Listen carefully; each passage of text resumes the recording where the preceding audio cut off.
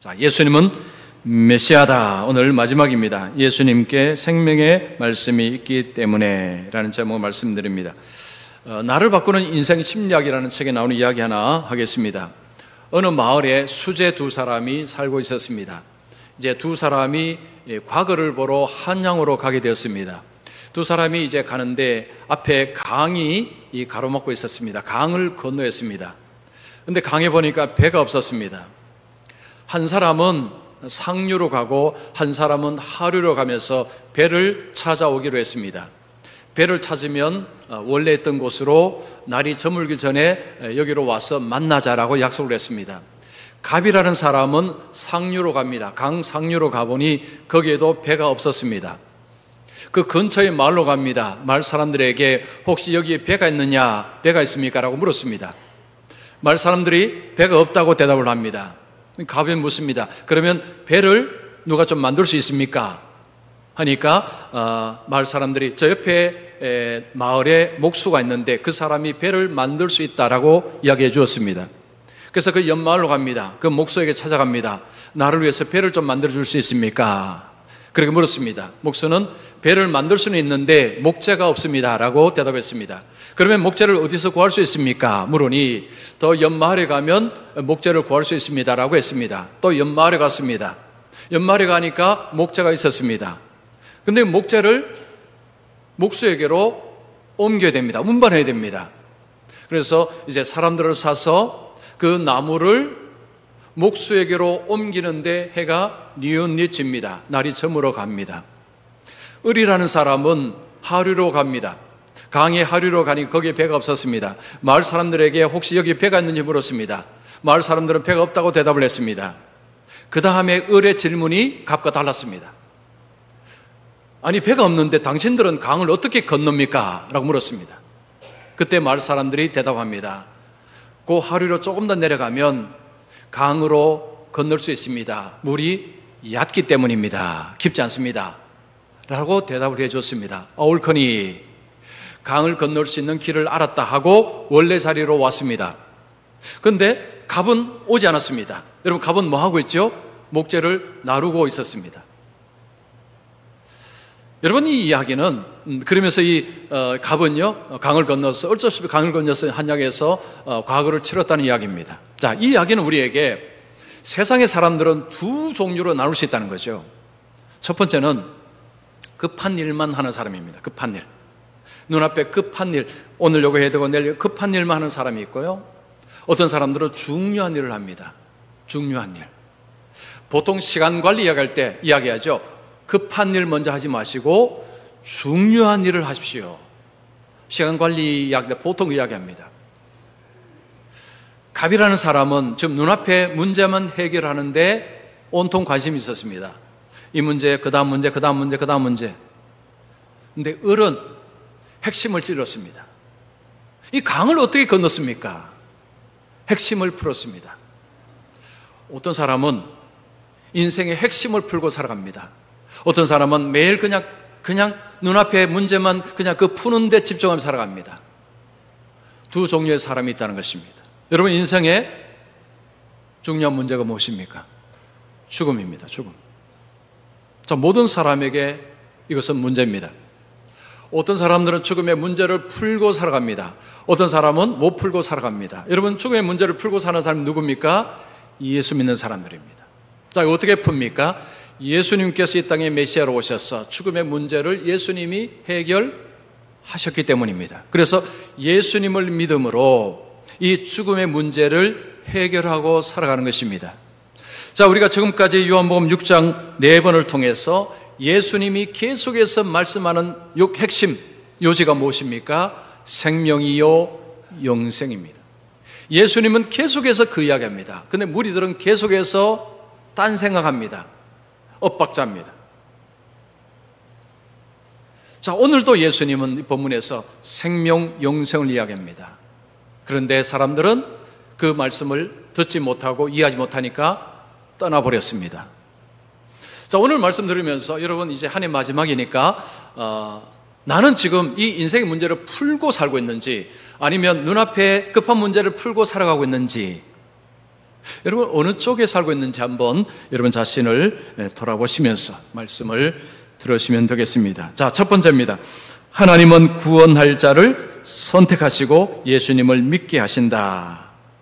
자, 이렇게 일단 적으시고요. 말씀을 들으십시오. 자, 가버나움에서 예수님은 사람들에게, 유대인들에게 말씀을 전했습니다. 근데 그 말씀을 듣는 자들이 이제 둘로 나뉘어집니다. 어떤 사람들은 떠납니다. 어떤 사람들은 예수님 곁에 머물러 있습니다. 두 부류로 이제 나뉘어집니다. 지금 예수님 말씀을 듣고 있는 사람들 중에 좀 근거리로 따른 사람이 있고 먼 거리, 좀 원거리로 예수님을 따르는 사람이 있습니다. 이 근거리로 예수님을 따르는 사람을 제자들이라 라고 호칭합니다. 여기서 제자는 12제자만을 의미하는 것이 아니고 좀 밀착하게 예수님을 따르는 자들을 제자들이라 라고 이제 본문은 부르고 있습니다. 자, 예수님을 가까이에서 따르는 사람들은 예수님의 이 말씀을 듣고 이해를 잘 하고 있을까요? 어떨까요? 60절 보십시오. 제자 중 여럿이 듣고 말하되 이 말씀은 어떻다고요? 어렵도다. 지금 이 말하는 사람들은 제자들입니다. 제자들은요, 근거리에서 좀 가까이에서 예수님을 따르는 사람들인데 상식적으로 생각하면 이들은 주님 말씀을 들으면 잘 이해를 해야 되는데 이들 입에서 무슨 말이 나옵니까? 이 말씀은 어렵다. 어렵다. 이 부정적인 반응입니다. 그들은 자신뿐만 아니고 다른 사람들도 이건 좀 모르겠다, 못 알아먹겠다라고 이야기합니다. 누가 들을 수 있느냐? 이건 다른 사람들도 이 말씀은 듣기가 어려울 것이다. 자기들도 지금 이해를 못하고 다른 사람도 이해 못한다라고 부정적으로 이야기합니다. 그때 예수님이 이렇게 말합니다. 이 말이 너희에게 걸림이 되느냐? 이게 무슨 이야기입니까? 예수님이 지금 말씀을 전하는 것이 너희들에게 걸림돌이 되어서 너희들이 좀 넘어지고 있느냐라는 것입니다.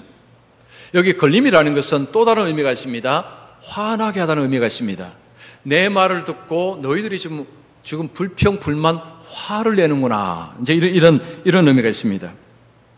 여러분, 복음은 사람을 둘로 나눕니다. 한쪽은 복음을 받아들입니다. 복음을 받아들이고 회개합니다. 다른 한쪽은 복음을 거절하고 화를 냅니다. 그냥 거절하는 게 아니고요, 성냅니다. 이게 복음의 특징입니다. 사도행전 2장에 가면 오순절에 베드로가 설교합니다. 그때 어떤 반응이 일어났습니까? 우리가 어찌할꼬? 그들은 복음을 받아들이고 회개를 했습니다.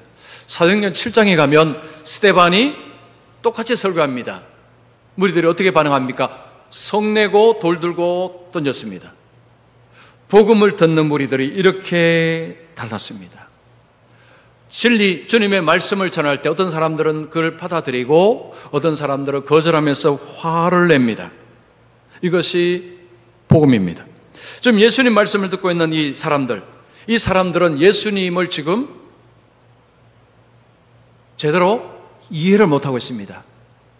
예수님을 이해하지 못하니 예수님의 말씀을 지금 이 말씀을 제대로 받아들이지 못하고 있는 것입니다. 그래서 62절에 보면 예수님이 이런 말씀하십니다. 그러면 너희는 인자가 이전에 있던 곳으로 올라가는 것을 본다면 어떻게 하겠느냐? 이 말씀이 이런 것입니다. 너희들이 지금 나를 잘 믿지 못하고 있는데 나의 신성을 내가 보여주면 너희들은 나를 믿을 수 있겠느냐? 자, 그러면서 예수님이 이전에 있던 곳으로 올라가는 것을 본다면 이게 뭔 이야기입니까? 이전에 있던 곳이 어디입니까? 아버지의 영광의 처소입니다. 하나님 나라죠. 내가 하나님 나라로 다시 아버지에게로 가는 것을 너희들이 본다면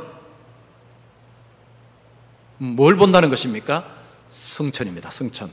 예수님이 부활하시고 예수님이 승천하시는 것을 너희 눈으로 본다면 어떻게 하겠느냐? 그러면 믿겠느냐? 이런 표현입니다. 지금 많은 사람들이 예수님을 지금 제대로 못 믿고 있다는 거죠.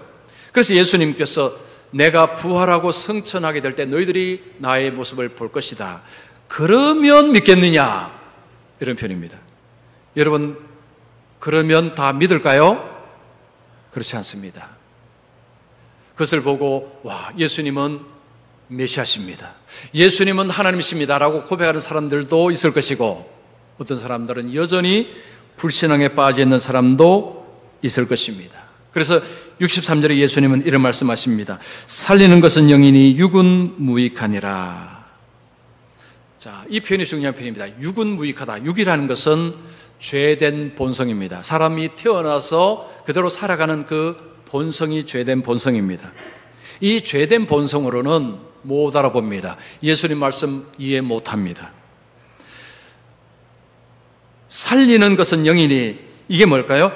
너희에게 이런 말은 영이요 생명이라. 주님의 말씀이 살리는 영이라는 것입니다. 즉 주님의 말씀으로 살아나는데, 주님의 말씀을 거절하고 그냥 육체의 본성을 따라서 살면 주님을 알아보느냐?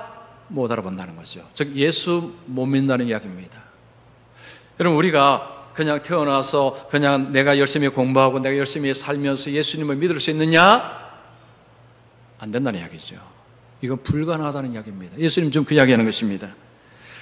주님의 말씀을 받아들여야 이게 생명을 얻습니다. 그래야 이해가 된다는 거죠. 그런데 지금 무리들은 이 말씀은 어렵도다, 거절하는 것입니다. 그리고 성내고 있습니다. 예수님께서 64절에 이렇게 말합니다. 그러나 너희 중에 믿지 않은 자들이 있느니라.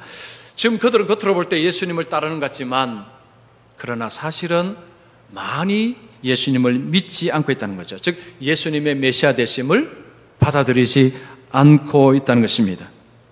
이는 예수께서 믿지 않은 자들이 누구이며 자기를 팔자가 누구인지 처음부터 하심이라. 예수님은 누가 자신을 믿는지 안 믿는지 예수님은 다 안다는 거죠. 그리고 그 중에 한 사람은 예수님을 팔 것이라는 것을 예수님은 아셨다는 것입니다. 자, 예수님은 그 가룟 유다가 예수님을 판다는 것을 예수님은 이미 알고 계셨습니다. 그런데 그냥 두셨습니다. 그냥 두셨어요. 가룟 유다가 하나님께서 택하신 자였다면 이런 일 안 행했을 것입니다. 하나님의 택하시 않은 자가 가룟 유다라는 것입니다. 65절이 그 말씀이죠. 이르시되 그러므로 전에 너희에게 말하기를 내 아버지께서 오게 하여 주지 아니하시면 누구든지 내게 올 수 없다 하였노라. 자, 지금 예수님 말씀하지 여러분 잘 따라오시기 바랍니다. 여러분 3.5 빠지시면 뒤 못 따라옵니다. 자, 잘 따라오십시오. 지금 예수님은요, 가룟 유다 이야기하시면서 아버지께서 택하시고 내게 보내주셔야 그가 내게 온다. 내게 온다는 것은 나를 믿는다는 이야기입니다. 아버지께서 택하지 아니하시면 내게로 안 온다는 이야기죠. 즉 나를 안 믿는다는 것입니다. 나를 믿는다는 것은 무슨 이야기냐? 아버지께서 부르셔서 나에게 보내셨다는 것입니다. 아버지가 택하셨다는 거죠. 예수님은 지금 앞에서도 이 말씀 계속하셨죠. 여기서도 이 말씀합니다. 그래서 후원은 아버지께서 픽하신다는 거죠. 아버지가 픽하신다는 것입니다. 66절 보십시오. 그때부터 그 제자 중에서 많은 사람이 떠나가고 다시 그와 함께 다니지 아니하더라. 이 말씀을 듣고 나서 무리들은 실망하고 다 떠나버렸습니다. 12명만 남아 있습니다. 여러분, 이들은 왜 떠났을까요? 그들은 뭘 기대하고 있습니까? 세속적인 욕망을 채워주기를 기대하는데, 가만히 들어보니까 예수님은 그럴 가능성이 하나도 없다는 것을 그들이 깨달은 것입니다. 예수님이 그들의 세속적인 욕망을 채워줄 가능성이 사라졌다라고 생각하니까 그들은 미련 없이 떠나고 다시는 예수님께로 오지 않았다고 합니다. 완전히 끊어버렸다는 거죠. 여러분, 한 사람이 예수 믿는 데는 아버지의 전적인 은혜, 선택이 있습니다. 이걸 우리가 잊어버리면 큰일 납니다. 윌리엄 캐리라는 이름 들어보셨죠? 이분은 선교의 아버지라 불립니다. 이분은 인도에서 선교하고 마지막까지 선교지에서 선교하다가 세상을 떠났습니다. 그가 살던 18세기 영국은요, 선교라는 것을 하지 않았습니다. 왜냐하면 하나님께서 구원할 자를 하나님이 선택하시고 하나님께서 예수 믿게 하시니 우리가 굳이 할 필요가 없다라는 것이 그 당시의 영국 교회의 생각이었습니다. 자, 윌리엄 캐리가 목사들의 모임에서 우리 선교해야 됩니다라고 외쳤습니다. 그러자 연세가 많은 목사 한 사람이 일어나서 윌리엄 캐리, 젊은 윌리엄 캐리에게 한 수 둡니다. 여보게, 앉게, 열내지 말게. 만약에 하나님이 사람을 구원하신다면 하나님이 스스로 하실 걸세. 윌리엄 캐리는 그 말을 받아들이지 않았습니다. 그리고 그는 직접 인도로 가고 자신 스스로가 복음을 해석하고 복음을 전하고 하나님의 부르심을 받았습니다. 여러분, 전도와 선교는 하나님이 사람을 구원하시는 방법입니다. 전도와 선교는 도를 전하는 것입니다. 복음을 전하는 것입니다. 복음을 전할 때 하나님이 택하신 자들은 복음에 반응을 합니다. 복음을 받아들입니다. 하나님이 택하지 않은 자는 복음을 거절합니다. 속냅니다. 화냅니다. 이런 일들이 세상에 벌어집니다. 자, 이 예정론을 이야기할 때 많은 사람들이 오해합니다. 아유, 예정론 그거 알면 오히려 사람 망치지 않습니까? 나는 이제 구원받았으니 이제 마음대로 살아야 되겠네 라고 생각할 수 있지 않겠습니까? 아니요, 오해입니다. 그렇지 않아요. 여러분, 거지가 왕자가 되었을 때 거지처럼 살겠습니까? 못 삽니다. 왕자처럼 살 것입니다. 똑같다는 거죠. 하나님의 은혜로 내가 하나님의 자녀가 되었다, 나는 하나님 백성이 되었다 라는 것을 아는 사람이 어떻게 함부로 살겠느냐? 못 삽니다. 불가능합니다. 이 예정론이라는 것, 하나님이 선택하셨다는 것은 우리에게 엄청난 안정함을 주고 평안을 줍니다. 여러분, 예정론은 운명론이 아닙니다. 어떤 사람은 운명론으로 취급하는 사람이 있습니다. 운명론은요, 팔자론입니다. 팔자론. 좀 안 되면 이게 내 팔자지, 이건 내 팔자지, 어떡하겠나, 팔자인데. 이게 운명론입니다. 여러분, 예정론은 운명론이 아닙니다. 예정론하고 운명론은요, 차이가 있습니다. 뭔 차이냐? 목적이 있습니다. 그리고 운전수가 있습니다. 팔자론은요, 아무 목적 없습니다. 운전수가 없습니다. 그러나 예정론은 운전수가 있습니다. 인생 운전수 누구입니까? 예수님, 하나님이십니다. 그리고 하나님이 부르신 목적이 있습니다. 자, 에베소서 1장 5절 6절 말씀. 자, 여러분, 속도가 다르면 안 됩니다. 자, 제가 시작하면요, 큰 목소리로 천천히 읽습니다. 시작.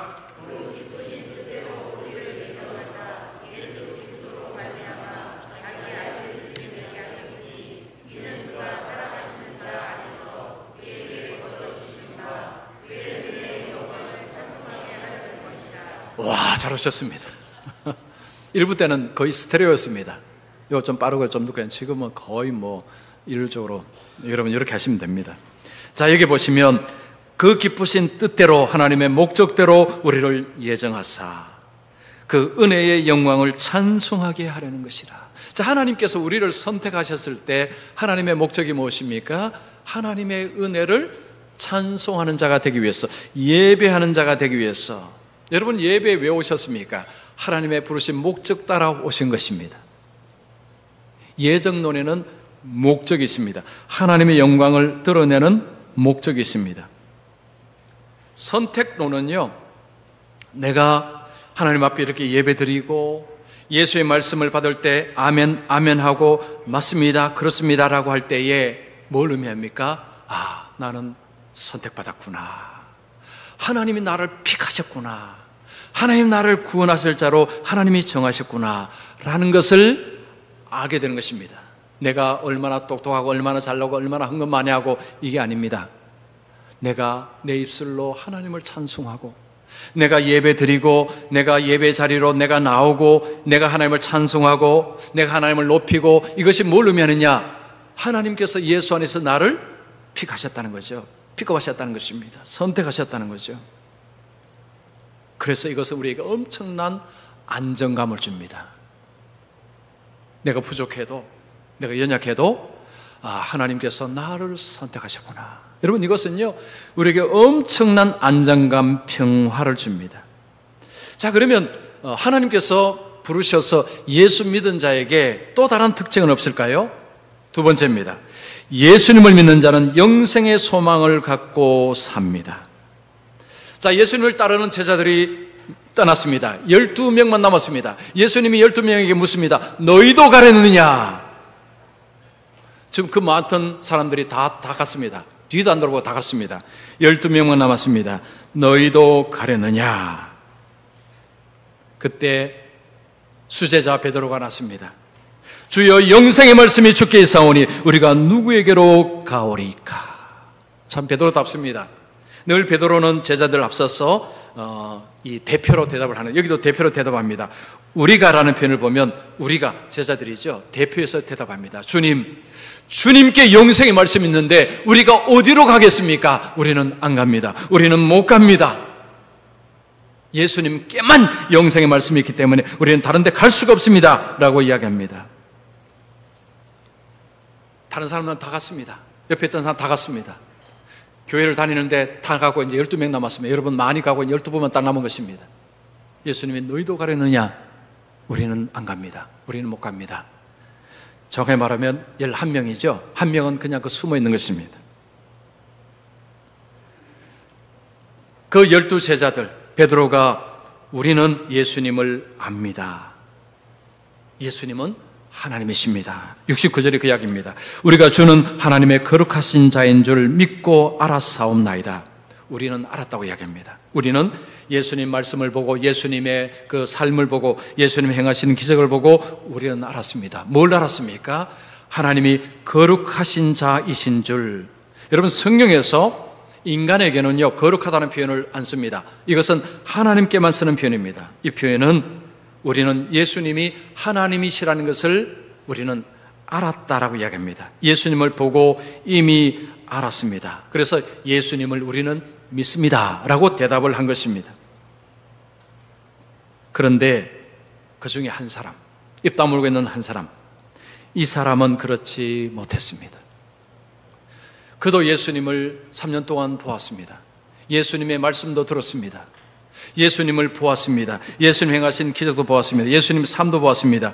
그러나 그는 그렇게 믿지 않았습니다. 왜 그랬을까요? 왜 똑같이 보았는데 11명은 다 예수님을 그렇게 고백하는데 왜 가룟 유다는 고백이 아니고 예수님을 왜 파는 엄청난 행동을 했을까요? 설명하자면 그는 예수님을 따르는 동기와 목적이 달랐기 때문입니다. 요한복음 12장에 보면 예수님이 가룟 유다를 도둑이라고 이야기합니다. 도둑이라고 이야기합니다. 이 돈꾀를 맡아서 돈을 훔쳐갔다는 것입니다. 예수님은 알고 계셨습니다. 가룟 유다는 예수님을 따를 때 목적이 무엇입니까? 돈입니다. 돈입니다. 돈을 위해서 예수님을 따른 것입니다. 그러니 예수님이 제대로 안 보였다는 것이죠. 예수님 말씀이 제대로 들리지 않았고 예수님이 제대로 보이지 않았던 것입니다. 여러분, 우리는 무엇에 관심을 가지고 있느냐, 여러분 무엇에 초점을 두고 있느냐, 이건 너무너무 중요합니다. 다른 것은 안 보이고 안 들립니다. 자, 보이지 않는 고릴라 실험, 유명한 실험이 있습니다. 보이지 않는 고릴라라는 실험인데, 자, 사진 한번 띄워주실래요? 자, 이건 제가 한번 소개해 드린 적이 있는데, 이 미국의 심리학자 치브리스라는 심리학자하고 사이먼스라는 이렇게 두 심리학자가 이제 이 실험을 한 것입니다. 자, 6사람이 있습니다. 3사람은 흰색 옷을 입고 3사람은 검은색 옷을 입고 있습니다. 자, 이들에게 농구공을 하나 주고 이걸 영상으로 찍습니다. 이 영상을 사람들에게 보여주면서 사람들에게 이렇게 이야기했습니다. 흰색 옷을 입은 사람들이 공을 몇 번 패스했는지 숫자를 꼭 기억하십시오라고 했습니다. 자, 그러면 이제 여러분 영상 보는 사람은 뭐만 볼까요? 흰색 입은 사람들만 봅니다. 이제 어느 정도 시간이 흐르고 그리고 이제 영상을 끄고 사람들이 물었습니다. 흰색 입은 사람들이 패스를 몇 번 했습니까? 하니까 대부분 정확하게 대답을 했습니다. 그리고 한 가지 질문 더 했습니다. 혹시 고릴라 보셨습니까? 반 이상이 아니요, 고릴라 없었는데요 라고 했습니다. 여러분, 저 보면 고릴라가 지나갑니다. 사람이 고릴라 이제 옷을 입은 거죠. 그런데 반수 이상이 고릴라가 안 보였다는 거죠. 이것은 유명한 실험입니다. 이게 무슨 실험이냐 하니까요. 여러분, 사람은 어떤 데 딱 이게 초점이 가 있으면 다른 게 안 보인답니다. 이걸 선택적 주의라고 부릅니다. 어떤 부분에 관심을 딱 가지고 오시면요, 다른 것은 안 보이고 안 들린다는 거죠. 여러분, 가룟유다는 예수님을 따를 때 초점이 돈이었습니다. 돈이었습니다. 그러니까 예수님의 말씀이 들릴 리가 있겠습니까? 예수님을 제대로 볼 수가 있겠습니까? 안 보이고 안 들리는 것입니다. 예수님은 70절에 이렇게 이야기합니다. 너희 중에 한 사람은 마귀니라. 가룟유다를 마귀라고 이야기합니다. 가룟유다가 마귀는 아니죠. 마귀의 종로로 타는 사람이라는 것입니다. 겉으로는 예수님의 제자였지만 사실은 마귀가 좋아하는 일을 하고 산 사람이 유다였습니다. 유다는 은밀하게 예수님을 팔 계획을 하고 있었지만 예수님은 이미 다 알고 계셨습니다. 그리고 그냥 두셨습니다. 또 어떤 사람은 이걸 보고 또 이런 이야기를 합니다. 가룟유다는 나쁜 사람이 아닙니다. 악역을 했을 뿐입니다. 여러분, 가룟유다가 악역을 한 것입니까? 아닙니다. 자기 하고 싶은 대로 한 것입니다. 하기 싫은데 누군가는 해야 되니까 내가 악역을 하자 하고 한 것이 아니라 자기 하고 싶은 대로 한 것입니다. 하나님의 섭리는 그를 통해서 예수님이 십자가에 죽으시고 예수님 부활하시고 승천하신 일을 하신 것입니다. 이것이 하나님의 섭리입니다. 여러분, 우리 인생을 볼 때요, 이 섭리가는 너무너무 중요합니다. 그냥 육신의 눈으로 보면 세상에 이런 일 저런 일 오만 일이 벌어집니다. 그러면 그 해석이 안 됩니다. 여러분, 섭리로 보셔야 해석이 됩니다. 자, 어떤 교회에 어떤 성도님이 자기를 볼 때요, 너무 하찮게 자기를 봤습니다. 나는 뭐 한 것도 없고 내세울 것도 없고. 그저 목사님이 안타까워서 그분에게 이렇게 얘기했습니다. 왜 당신이 보잘것 없습니까? 당신은 대단한 사람입니다. 당신의 삶을 한번 적어보십시오. 자서전을 적어보라고 했습니다. 자서전. 이게 책 내라는 이야기가 아니고 당신의 인생을 한번 적어보라는 거죠. 여러분, 말하는 것과 적는 것은 다릅니다. 글은요, 아주 상세하게 적고 깊이 적을 수 있습니다. 그래서 이분이 자신이 태어난 이유를 한번 쭉 적어봤습니다. 목사님이 이제 이야기할 때 하나님의 섭리, 하나님의 주권이라는 관점에서 이제 자신의 일대기를 한번 적어보라고 했습니다. 그래서 이제 태어날 때부터 하나님의 관점에서 이렇게 적는데 눈물이 주룩주룩 납니다. 하나님이 그때 이렇게 도우셨구나. 그때 너무너무 힘들고 했는데, 그때는 몰랐는데 하나님께서 그때 이렇게 도우셨구나. 만약에 하나님이 도우시 않으면 내가 다른 쪽으로 갔으면 어쩔 뻔했나. 자신 인생을 쭉쭉 적어가면서 하나님의 손길이 느껴집니다. 하나님의 도우심이 느껴집니다. 그러면서 결론을 내립니다. 하나님께서 지금까지 나를 인도하셨구나. 하나님이 나에게 엄청난 은혜를 베푸셨구나. 8단어라는 책이 있습니다. 이 책에 보면요, 이런 표현이 있습니다. 인생은 개인의 노력과 재능이라는 시줄과 시대의 흐름과 시대 정신 그리고 운이라는 날줄이 합쳐서 직조된다. 자, 저를 보십시오. 이게 이제 시줄입니다. 이렇게 시줄, 이게 날줄입니다.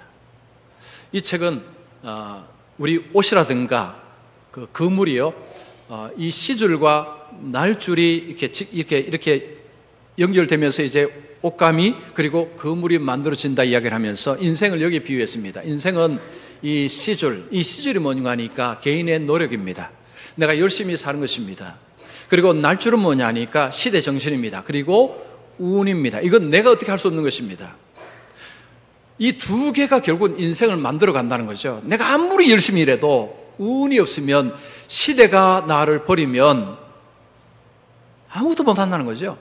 여러분, 학교 다닐 때 공부를 열심히 했는데, 졸업했는데 불황이 너무 깊어서 아무데도 사람을 뽑지 않는다. 그럼 취직 못하는 것입니다. 시줄, 날줄, 이게 인생을 만들어가는 두 가지라고 이야기합니다. 딱 공감하시죠? 이걸 성경적으로 해석하면 시줄, 우리가 열심히 사는 것입니다. 날줄이 뭐죠?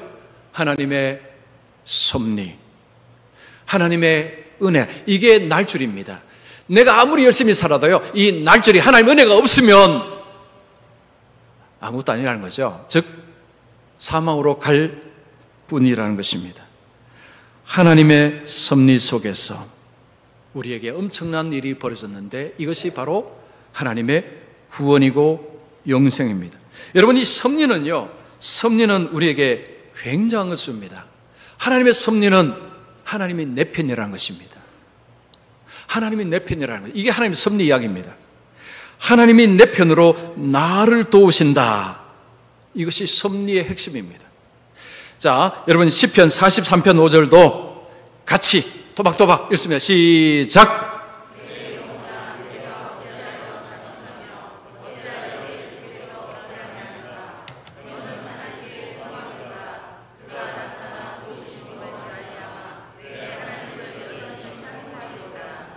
내가 어찌하여 낙심함이 어찌하여 내 속에서 불안해하는가.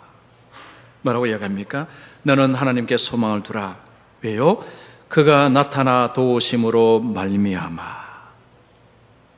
우리가 하나님을 믿는다고 할 때, 하나님의 섭리를 믿는다고 할 때, 하나님의 주권을 믿는다고 할 때 핵심은 겁니다. 하나님이 나를 도우신다는 거죠.